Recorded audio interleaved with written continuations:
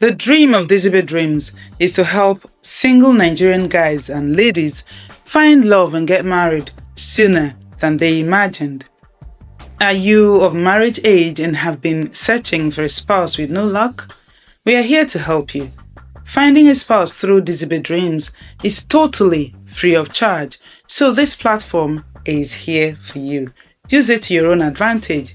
You can send us an email, a WhatsApp message, or simply drop your requests in the comments. If you want us to create a video to announce your search for a spouse, we are willing to create one for you free of charge. Just get in touch and we'll work with you. And that brings us to today's topic. Some people may be afraid of finding a spouse off of the internet because they feel whoever they find will be desperate to get married. Well, I'm here today to help you understand some of the signs to watch out for to know if your intended spouse is being desperate to get married to you. Stay with me.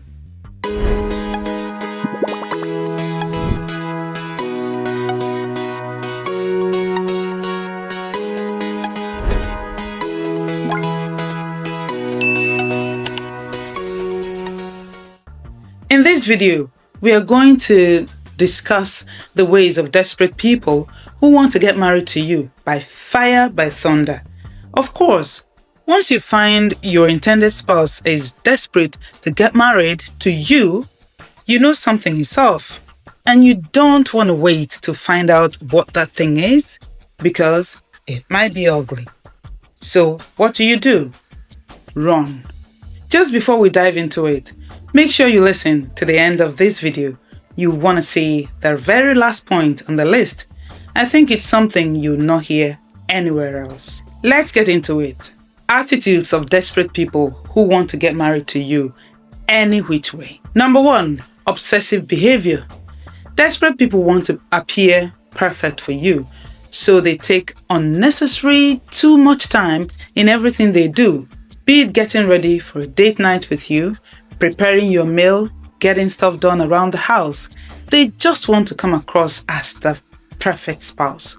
They give no room for their human weaknesses to show because they don't know if you're gonna like what you see if you get to know their real personality. So they give no room for their faults to be discovered and judged. When you find your intended spouse acting perfect, tell them to drop the act because no one is perfect. No one will ever be, no matter how hard they try. Number 2, excessive behavior.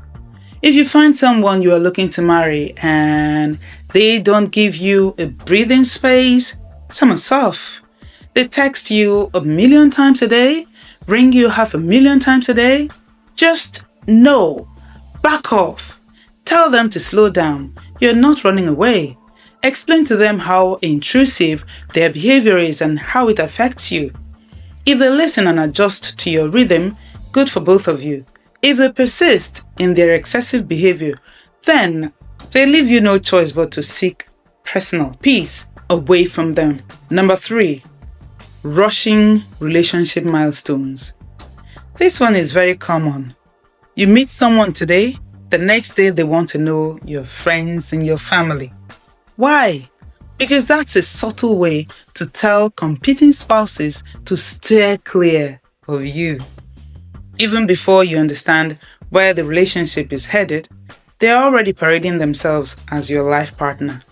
That's a crafty way to rope you in, especially as the very clever ones go the extra mile of playing nice to your family and friends.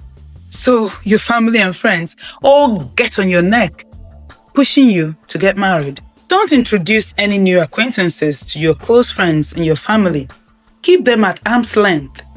Your family and friendship group is supposed to be a close-knit circle. Make sure that whoever comes close to them deserves to come in. They must earn it. So if you meet someone today and the next day they want to know your siblings, and the day after they are constantly talking about how all their friends have got married and they are the only one left, quietly detach yourself. You don't want to take a life-threatening jump with a blindfold over your eyes. Next on the list is clinginess. This one is not so easy to identify because when you love someone, you enjoy their company. You want to stay with them all day, every day. It's natural.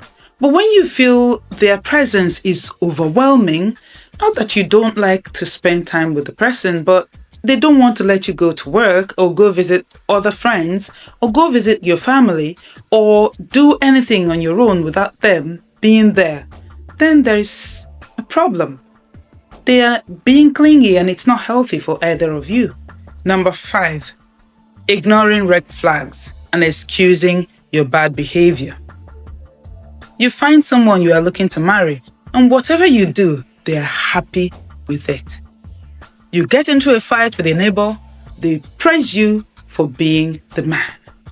You quarrel with your siblings, they hail you as the peacemaker, and your siblings are just not getting the point. You cheat your business partner in a just concluded business deal, and your intended spouse says, "Well, that's business." No personal moral compass, no care of consequences. You become their standard of living. There's only one thing to do here. Run. Run away from any intended spouse who cannot call you to order. They will either lead you to your death or they kill you with their own hands. Either way, you're dead. The 6th one, making a fuss about everything to show off the fact that they want to please you. I have seen people who, when they do something they know you will definitely like, they make a mighty show of it. They call everyone's attention to it so casually, you may not even think that's what they are doing. For example, you like roasted yam and peppery sauce like my brother. The day your intended wife will roast the yam for you, the whole world will know. Yam don dey cost for this beggar now. I go my two where I could pack and come. You know say my baby dey like roasted yam. I'm here to give him exactly what he wants. This life no dey to abeg. I go make sure say him enjoy am wella. Sotey in next life, him go dey find me where I dey. Now this is no fiction. I know a man who threw a sweet engagement party for himself and his wife-to-be. For about 2 months after that, the man kept retelling how he spent all his life savings to make sure he threw his flaming bird the party of our life. Guess what? They never got married. The lady found out in time how desperate the man was and called off the wedding. Smart. Now the last on this list. Actually, the golden nugget. The desperate person acts totally different when they think you're not watching. A lot of people looking to study their intended spouse would only focus on the things their spouse says and does. Very few would listen for the unsaid. But if you painstakingly pay attention not only to what's done, but also what's not done, but would have been done if you were not watching, listen for both the spoken words and the unspoken, those words that got swallowed halfway, those silent sighs, looking for those mind-bearing gestures that expose the state of someone's mind even when they're trying so hard to hide it.